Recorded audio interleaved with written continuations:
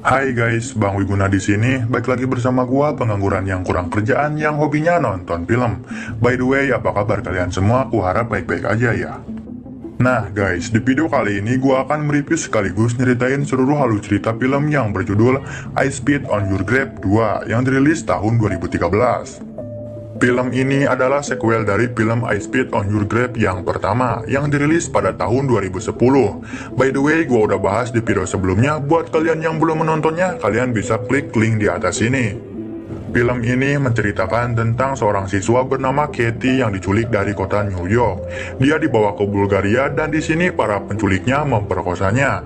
Lalu Katie kemudian membalas dendam dengan menyiksanya dan membunuh satu persatu pemerkosanya. Seperti apa kelanjutannya? Oke guys, seperti biasa buat kalian yang suka dengan channel ini tinggal subscribe aja guys. Dan jangan lupa aktifin lonceng notifikasinya supaya kalian tidak ketinggalan video terbaru dari channel ini. Oke, kalau udah subscribe, yuk Bang Wiguna ceritain.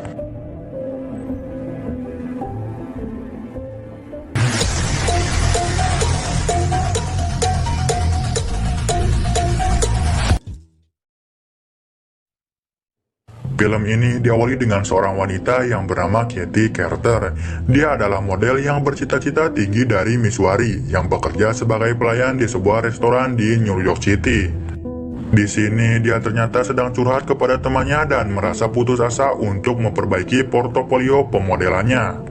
By the way, pemeran utamanya si Katie kok cantik banget ya. Oke, lanjut. Singkat cerita, ketika bergegas pergi pulang, dia menemukan nomor telepon fotografer di sebuah mading restoran. Lalu ketika di rumah, dia akhirnya menelepon nomor tersebut dan menerima bahwa ada sebuah iklan yang menawarkan sesi fotografi gratis, asalkan dia mengirimkan foto si Katie ke orang tersebut. Lalu dia pun mengirimkan fotonya tersebut sambil bergegas untuk pergi ke sana.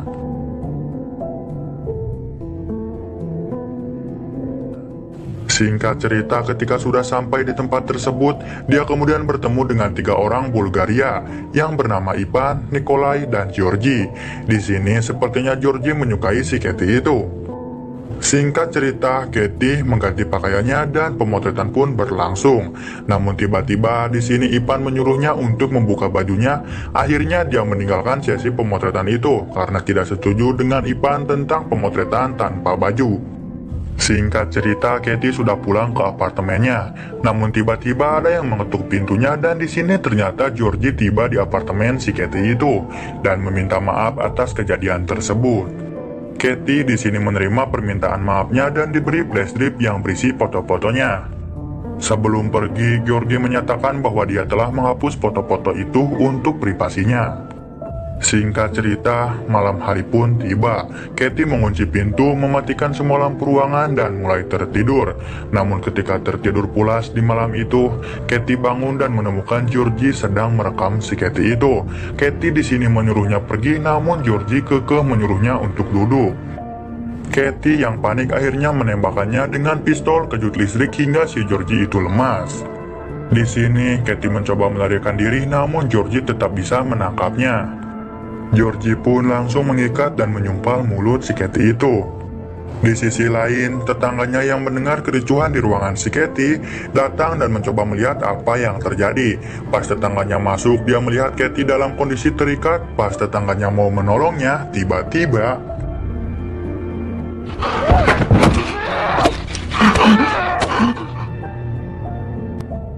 ya, Georgie menusuknya berulang kali menggunakan pisaunya hingga tewas. Di sini Georgie pun langsung memperkosa si Katie itu.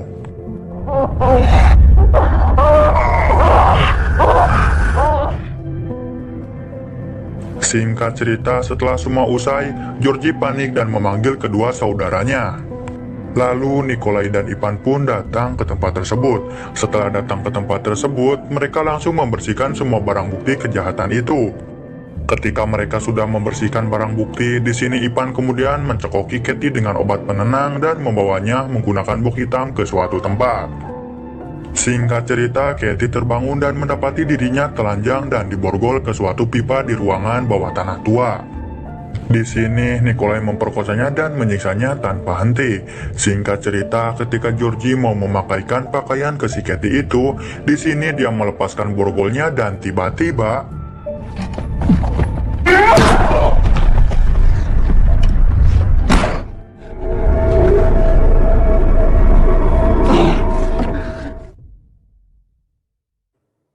Ya, Katie memukul kepala si Georgie itu dengan ember dan berhasil melarikan diri. Tetapi ketika di jalan dia menyadari bahwa dia sekarang berada di kota yang tidak dikenali. Dia terus meminta tolong namun tidak ada yang menolongnya. Lalu datanglah detektif Bulgaria dan kebetulan dia bisa berbahasa Inggris dan memahami perkataan si Katie itu. Di sini Katie menceritakan dan memberitahu bahwa dia telah diculik ke Bulgaria dan diperkosa oleh sekelompok orang. Singkat cerita, setelah wawancara dengan detektif itu, kemudian datang seorang wanita yang bernama Anna. Dia mengaku dari pusat krisis pemerkosaan dan mengajaknya ke rumahnya dan berdalih akan memberikan uang dan pakaian. Singkat cerita, Katie sudah berada di rumahnya si Anna itu, dan dia menyuruhnya ke ruangan bawah tanah. Dan di sini Katie alangkah kagetnya, dia kembali ke ruangan bawah tanah tua itu dan faktanya si Anna itu adalah ibu Nikolai dan si Georgie. Bangsat banget kan? Di sini Katie langsung dikembalikan ke ruangan bawah tanah dan disekap kembali. Lalu selang beberapa lama datanglah seorang pria gendut yang bernama Falco. Di sini dia menyetrum tubuh Katie dan produknya. Lalu secara brutal dia memperkosa si Katie itu. Singkat cerita, ketika usai memperkosanya, Falco meninggalkannya berlumuran darah seperti sudah dihajar habis-habisan. Lalu selang beberapa lama kemudian Ivan datang dan di sini dia memukulinya. Katie kemudian ditempatkan di sebuah kotak dengan kalung salib dan pistol kejut listrik si Falco itu dan dikubur hidup-hidup. Di sini Katie terus berdoa dan bilang dia tidak ingin mati di sini dengan cara seperti ini. Lalu seketika tanah di bawah peti itu roboh dan dia jatuh ke sistem saluran pembuangan di bawah tanah.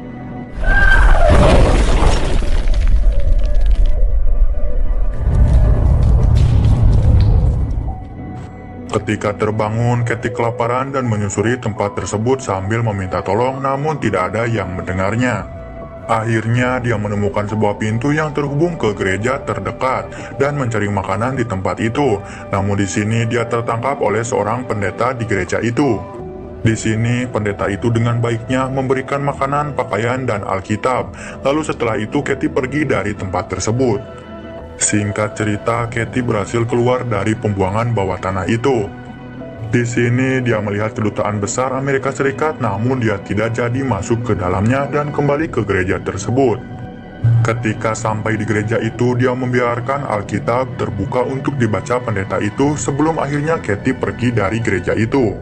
Di sini pendeta itu setelah membaca bagian balas dendam adalah milikku. Pendeta itu menyadari bahwa Katie berusaha membalas dendam terhadap pemerkosanya. Singkat cerita, Katie pertama-tama mencuri uang dari rumah Anna dan membeli pakaian, senjata, dan persediaan lainnya. Lalu dia langsung mencari targetnya, yaitu si Georgie. Dia memikat Georgie ke selokan itu. Ketika Georgie masuk, tiba-tiba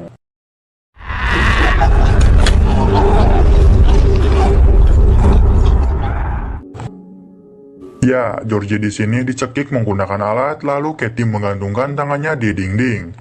Di sini dia menyiksanya dengan pisau lipat besar, mengiris kulitnya dan mengoleskan kotoran ke luka-lukanya untuk menyebabkan infeksi.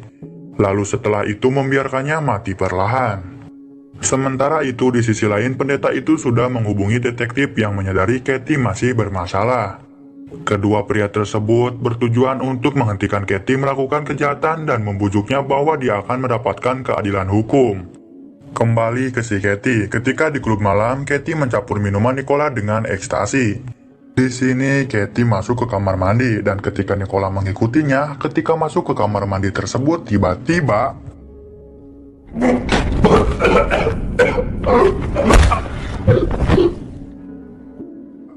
ya, Katie menendangnya hingga tersungkur. Tidak cukup sampai di situ, Katie menenggelamkannya di toilet yang kotor sampai tewas.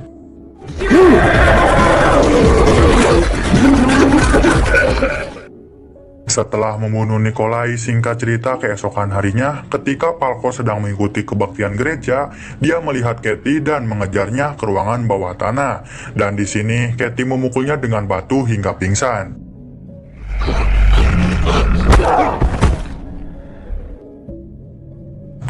Lalu ketika sadar kembali, dia diikat ke rangka ranjang besi.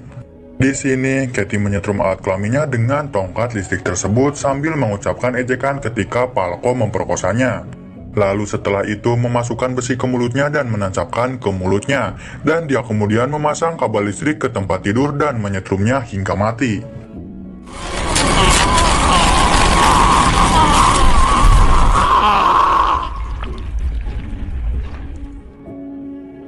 Di sisi lain, Anna yang sudah pulang ke rumahnya, Anna melihat rumahnya berantakan. Di sini, Katie memancing si anak itu untuk ke ruangan bawah tanah dengan kaset yang sering dimainkan si anak itu. Ketika anak sudah sampai di bawah tanah, dia melihat tanah yang bolong dan terhubung ke suatu selokan bawah tanah. Katie pun datang dan mendorongnya hingga jatuh ke bawah dan pingsan. Di sini, anak ditaruh di sebuah kotak dan menyaksikan si Georgie mati. Di sisi lain, Ivan yang sudah pulang, dia melihat rumahnya yang sudah berantakan dan langsung menuju ruangan bawah tanah dan menemukan tanah di sana bolong. Karena penasaran, akhirnya dia menyusuri ruangan tersebut dan ketika melihat Georgie yang sudah mati, tiba-tiba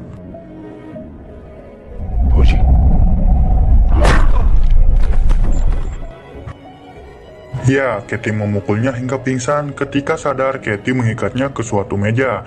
Di sini, selama penyiksaan, Ivan mengungkapkan bahwa Anna adalah ibu tirinya yang juga diperkosa oleh calon suaminya, yaitu ayah si Ivan. Dan di sini, Ivan memberitahu bahwa Nikolai dan Georgie adalah produk pemerkosaan ayahnya. Setelah mengobrol tersebut, di sini Katie langsung menekan testisnya dan menghancurkannya hingga bucat.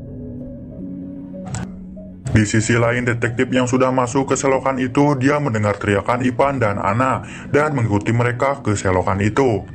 Katie yang sudah memahami sifat sadis si Anna, di sini Katie pun langsung mulai menyiksanya. Tetapi pada saat itu detektif itu datang dan mengacungkan senjata ke arah si Katie itu. Di sini ternyata Ivan belum mati dan dia langsung meraih dan mulai mencekik si Katie itu. Di sini, detektif menyuruhnya untuk melepaskan si Katie itu, namun Ivan tidak mempedulikannya. Akhirnya, detektif itu menembak tepat di kepalanya hingga tewas, sehingga Katie dapat melarikan diri dari tempat tersebut.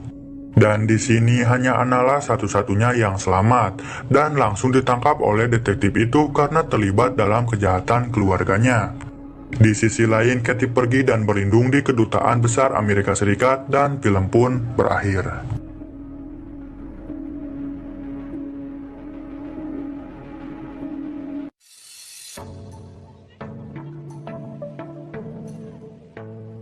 Oke guys, itulah seru alur cerita film I Spit on Your Grave 2. Gimana? Seru nggak? Dari seri yang pertamanya, kalau menurut gue pemerkosaannya sadisan yang seri 2-nya ini. Tapi entah menurut kalian bisa komen di kolom komentar guys. By the way, kalau kalian ada request film untuk di next pembahasan, kalian bisa komen di kolom komentar guys. Oke guys, mungkin segitu aja videonya. Sebelum gua undur diri, gua gak bosan-bosan untuk ucapin ke kalian makasih banyak buat kalian yang udah klik video ini. Makasih banyak buat kalian yang udah nonton sampai habis. Dan pastinya makasih banyak buat kalian yang udah subscribe dan dukung channel ini guys. Kalian keren cuy. Dan semoga kalian terhibur dengan editing gua yang sederhana ini. Oke guys, gua Bang Wiguna undur diri. See you in the next on video. Bye-bye.